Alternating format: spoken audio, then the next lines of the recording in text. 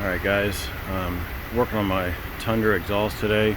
I may have mentioned in a previous video that the exhaust actually rusted out. Basically, let's see if I can show you. So basically that little section right there just rusted through. There was a flange there, just totally rotted away. So all I've done is cut out all the bad metal, and what I'm going to do, 3-inch coupler, I'll link this. I've already kind of made it a little bit hard to read, but I'll put this in the description. This is actually a 3-inch by 3-inch outside diameter, so the inside is obviously a little bit smaller than that, which worked better for the Tundra application.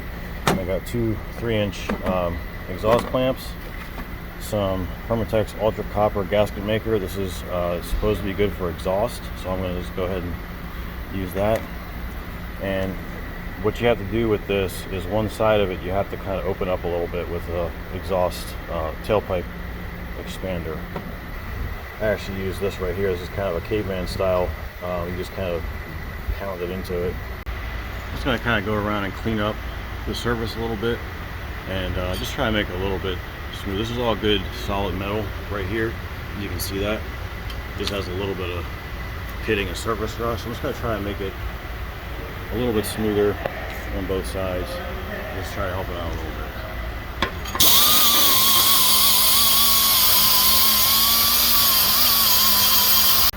Alright, I got a little bit better. At least the RTV stuff should have something to kind of bite onto. I'm just going to spray it down with some brake clean just to kind of get rid of any possible shavings or contaminants, anything like that, any kind of oil. And this stuff will dry pretty fast.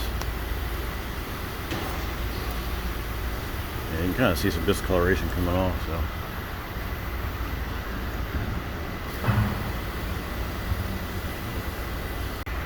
So there seems to be enough space, at least wiggle room in the rear hanger back there, that you can kind of move in and out to be able to get it to go up one there. So what I'm going to do is I'm going to just coat the surfaces with the RTV.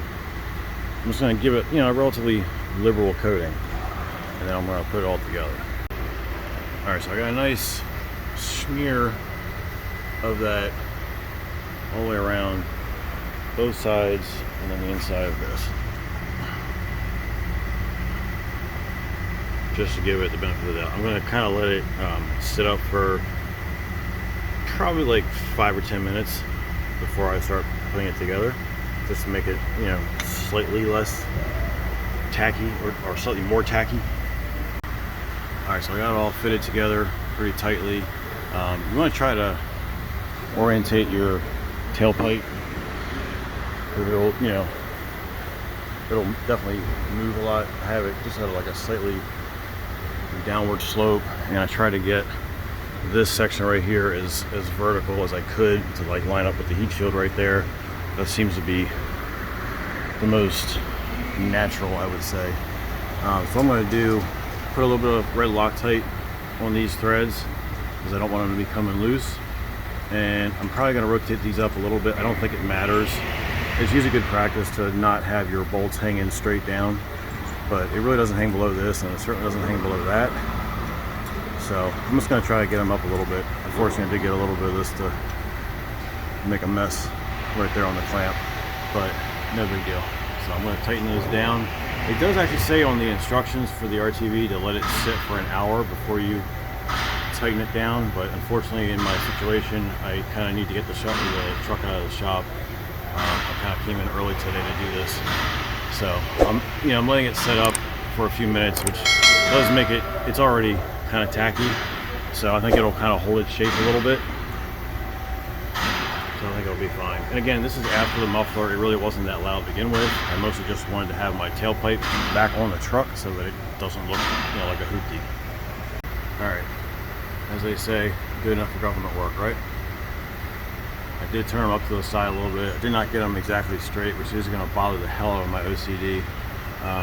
But it was a little hard to get this one because I kind of bent this side up a little bit.